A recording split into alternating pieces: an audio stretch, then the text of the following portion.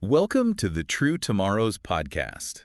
Buckle up for our weekly science fiction probe Into the wild and imaginative world of flash fiction. Yeah! Today, we're diving deep into two incredible galactic tales. Yeah, I love these. Stories that feel like blockbuster movies and epic bestsellers, all squeezed into these awesome bite-sized stories. That's the beauty of flash fiction, right? Right. You get the whole expansive world, all the cool characters. But in just a few pages. Exactly. So don't forget to rate and follow. Yes. To fuel your True Tomorrows. All right, for this science fiction probe, Yeah. we have two fascinating pieces. I was going to say two really cool, interesting stories. Yeah, the first one is... The first one is The Unintentional Time Travelers. Yes.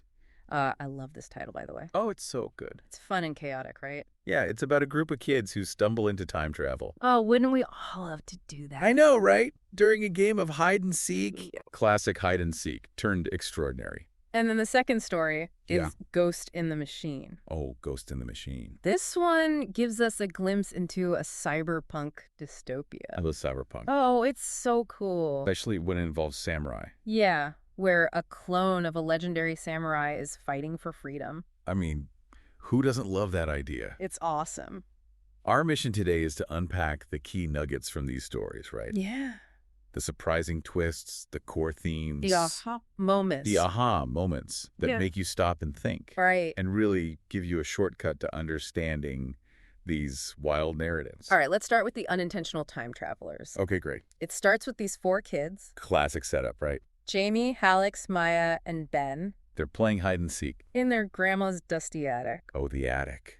You know, the attic is like It's like a treasure trove. the heart of so many childhood adventures, right? You never know what you're going to find up there. Exactly. It's like a portal to the past. Yeah, full of forgotten stories and possibilities. Okay, so Jamie, he decides he's going to hide up in the rafters. Oh, of course. You know, adventurous Jamie. Always seeking the highest point. Always.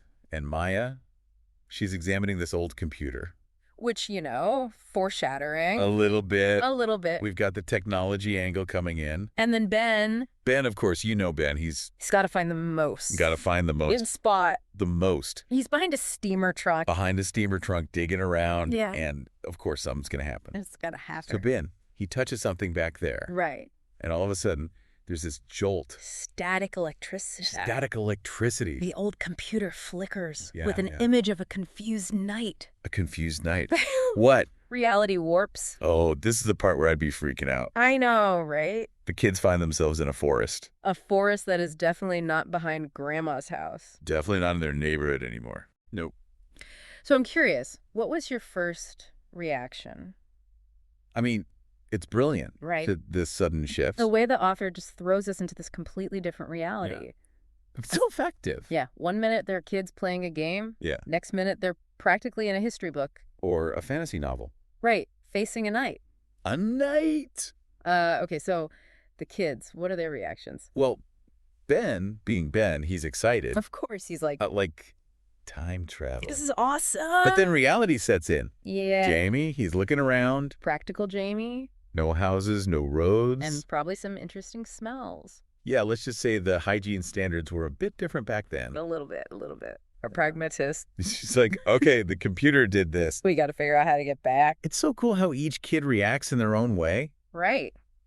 It shows how different personalities would handle this kind of impossible situation. Totally. You know, Ben's all about the adventure. Jamie's noticing the practical details. Maya's trying to solve the problem. And Alex, where's Alex in all this? Alex is a little bit more cautious. Yeah. He's worried about messing with history. Oh, right. The classic time travel dilemma. You know, the butterfly effect. Don't step on a butterfly. Right, exactly. So they're not exactly a well-oiled time-traveling machine, right? Not quite. They all have their own things they're focused on. Yeah, like Jamie wants to have a sword fight. I mean, who wouldn't? Maya wants to collect soil samples. Of course she does. Alex just wants to get home. Understandable. And Ben, Oh, Ben. he's wondering where the toilets are. Oh, Ben. Always thinking about the important stuff. The necessities. It's a funny reminder that even in a crazy situation, you still have to think about the practical stuff. Absolutely. It grounds the story. Okay, so we've got this ragtag group of time travelers not really working together. Until Until what? they stumble upon a village Oh, no. that's being attacked. Oh, no. This is not good. And Alex, so worried about changing history, Yeah.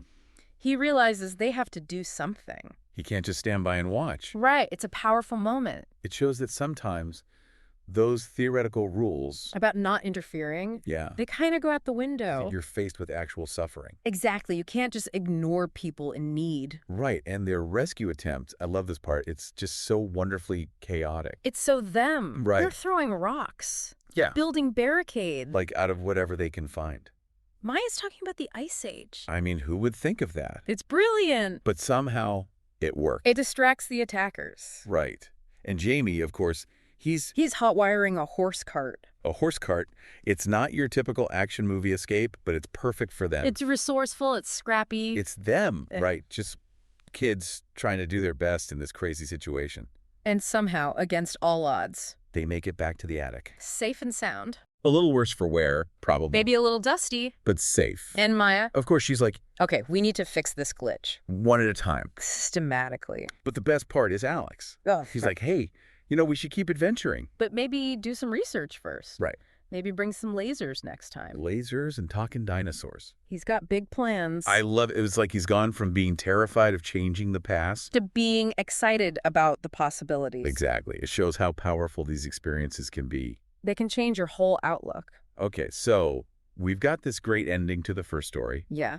Grandma's attic is now like this launching pad. For future adventures. Right. And their friendship It's stronger than ever. forged in the fires of accidental time travel. And a little bit of chaos. A little bit of chaos. All right. Let's switch gears completely. Okay. Let's head to Neo Tokyo. Yeah, and Ghost in the Machine. Ghost of the Machine. Yeah. This is our Cyberpunk story. Gritty, neon lit. Rain-slicked streets. Yeah, you can practically feel the rain Right. sizzling on the pavement. And the skyscrapers. Towering over everything. It's a world controlled by the Arasaka Corporation. big, powerful corporation. Technology everywhere, but also, Inequality. yeah, a lot of darkness beneath the neon lights. Absolutely. So we're introduced to Taro. Our protagonist. He's a true clone. Of a legendary samurai. Imagine that. A samurai brought back to life. But augmented by Arasaka. Right. They've given him these enhancements. This cool, retractable, nano-edged sword. So he's this blend of ancient warrior. And futuristic technology. It's such a cool concept, You're right? like a clash of two worlds. And it's interesting. His first mission, He's given orders by his handler Sachi, to eliminate an executive convoy. and he does it, Swiftly, efficiently. showcasing his skills, the power of the nanosword. But he doesn't feel any satisfaction. No, he sees himself as just a weapon. Arasaka's weapon. What do you think that says about him? I think it shows that he's struggling with his identity. Right. He may have the skills of a legendary samurai. But he's not free, He's a tool. and he's not okay with that. Exactly. So he finds this sanctuary, This hidden dojo. a little piece of the past, In this futuristic city, and he meets Riko a defiant street runner. with her own cybernetic augmentations. But different from Taro's. Right, hers are more makeshift. More about survival. They're both outcasts in this Arasaka-controlled world. In their own ways. What do you think draws them together? I think it's that shared sense of being on the outside. Of not fitting in. They're both rejecting the system. In their own ways. And they find common ground in that. And then Taro shows Riko his blade. He reveals the Arasaka logo. He calls himself a ticking time bomb. It's a moment of vulnerability. Right. He's trusting her with this secret. And he starts to train her. Not just in fighting. But in something more. He's giving her a cause. He's giving her a reason to fight. He's not just a weapon anymore. He's a mentor. A leader. And together, they start this campaign against Arasaka. Yeah, they become these urban legends. Striking from the shadows. Data heists, supply chain disruptions. They're not just fighting with swords. They're using their intelligence. Their understanding of Arasaka's systems. They're hitting them where it hurts. And it's working. Arasaka is starting to feel the pressure. But then Sachi reappears. Taro's handler. She tells him he's unsanctioned. There's a bounty on his head. She gives him this data chip. With enough money to disappear. Or to start a war. It's a huge choice. What do you think he's going to do? I don't know. It's such a tough call. Right. Does he run and protect himself? Or does he risk everything? For this rebellion. The story ends with him on a rooftop. At dawn. Facing down the first wave of bounty hunters. His nanosword humming. It's such a great cliffhanger. It leaves you wanting more. So, what do these stories tell us? I think they show us What it means to be human. even in extraordinary circumstances. The unintentional time travelers. It's about Embracing the unexpected finding courage and teamwork. in the face of the unknown. And Ghost in the Machine. It's about Fighting for what you believe in. even when the odds are stacked against you. Even when you're a ghost in the machine. It makes you think, right? It does. About the choices we make. And what we're willing to fight for. We hope this science fiction probe Has given you some food for thought. some surprising insights. And some memorable details. Here's a final question for you. Yeah. In a world that's constantly changing, Seemingly ordinary moment. could change your reality forever. And what values would guide your choices. Thanks for joining us for this science fiction probe. On the True Tomorrows podcast. Rate and follow For more captivating glimpses. into the tomorrows that could be. We'll see you next time. See you next time.